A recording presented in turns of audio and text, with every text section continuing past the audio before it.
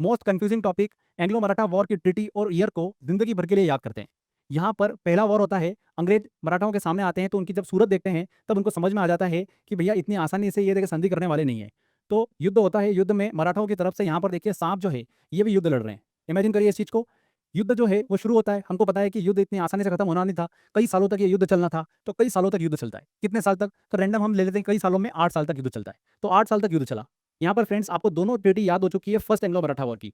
देखिए सबसे पहले सूरत देखी थी उन्होंने, तो सूरत से बन जाता है सूरत की संधि। किस ईयर में होती है, सांप लड़ रहे थे यहाँ पर, स से बनेगा 7 और प से बनेगा 5, मतलब 7 और 5, तो 1775 में संधि होती है सूरत की संधि। कई सालों तक युद्ध चला था, तो साल से हमारा बनेगा सालबाई की संधि। सालबाई की संधि कब होती है, तो हमने लिया था कि कई सालों तक युद्ध चला था तो 8 साल तक चला था। तो अ से बनेगा देखिए यहाँ पर 8 और ट से बनेगा 2, मतलब 82। तो 1782 में सालबाई की संधि होती है। तो ये फर्स्ट एंग्लो मराठा वॉर की दो संधि, सूरत की संधि और सालबाई की संधि यहाँ पर कंप्लीट होती है विद ईयर के साथ में। फर्स्ट वॉर दो संधि के साथ खत्म हो जाता है। सेकंड वॉर में अंग्रेज दिमाग लगाते हैं कि इस बार 4 संधि करना होगी, चारों तरफ से हमको संधियां करना होगी। बहुत अच्छी बात है। तो यहाँ पर सबसे पहले वो बाजीराव द्वितीय के साथ में संधि करते हैं। बाजीराव द्वितीय, सिंधिया, भोसले और होलकर राजवंश उनके सामने थे। तो देखिए बाहर से ये अंदर की तरफ आ रहे हैं संधि करते हुए। तो बाजीराव द्वितीय के साथ में संधि करते हैं और बस में बैठकर देखिए ये संधि करने के बाद जा रहे हैं, बस से जा रहे हैं ये। फिर सिंधिया के पास जाते हैं, सिंधिया राजवंश के साथ संधि करते हैं। संधि करने के बाद देखिए ये सूजी का हलवा खा रहे हैं, बढ़िया गरम गरम सूजी का हलवा खा रहे हैं। इमेजिन करिए इस चीज़ को। तीसरा भोसले राजवंश के पास जाते हैं, इनको पता चलता है कि दोनों ने संधि कर ली है। तो ये क्या करते हैं, अपना राज्य छोड़ देते हैं और देव के घर चले जाते हैं। इनके जो भी देव है उनके घर चले जाते हैं। फिर फाइनली होलकर की बारी आती है। होलकर राजवंश को पता चलता है कि सभी लोगों ने संध्या कर ली है, तो ये अपना राज्य छोड़ देते हैं और घाट की तरफ चले जाते हैं। तो राज्य छोड़कर घाट की तरफ चले गए। यहाँ पर चारों संधि आपको याद हो चुकी है सीक्वेंस से। बस बना हमारा देखिए बेसिन। तो बाजीराव द्वितीय और अंग्रेजों के बीच में बेसिन की संधि होती है। इसके बाद सिंधिया के साथ में संधि होती है। यहाँ पर फ्रेंड्स सूजी का हलवा खा रहे थे, तो सूजी बना सुरजी।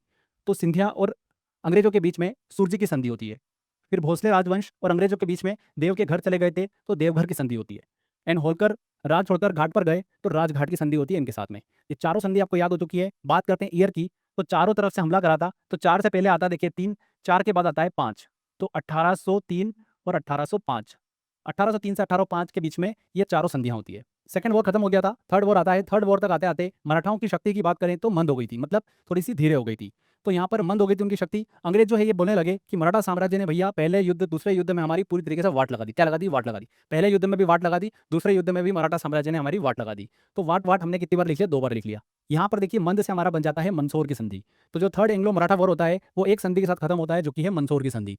कब होती है ये संधि? देखिए यहाँ पर 2 बार बोल रहे थे वो कि वाट वाट लगा दी, तो व से बनेगा 1 और आखिरी में साउंड कैसे आ रहा? 8। तो 1 और 8 मतलब 18। 2 बार 18-18 लिखेंगे हम, 2 बार वाट वाट, तो 18-18 मतलब 1818 में संधि होती है मंदसौर की संधि। इस तरीके से तीसरा एंग्लो मराठा वॉर कंप्लीट होता है। तो फर्स्ट, सेकंड एंड थर्ड तीनों की देखिए ट्रिटी एंड ईयर आपको हमेशा के लिए याद हो चुके हैं।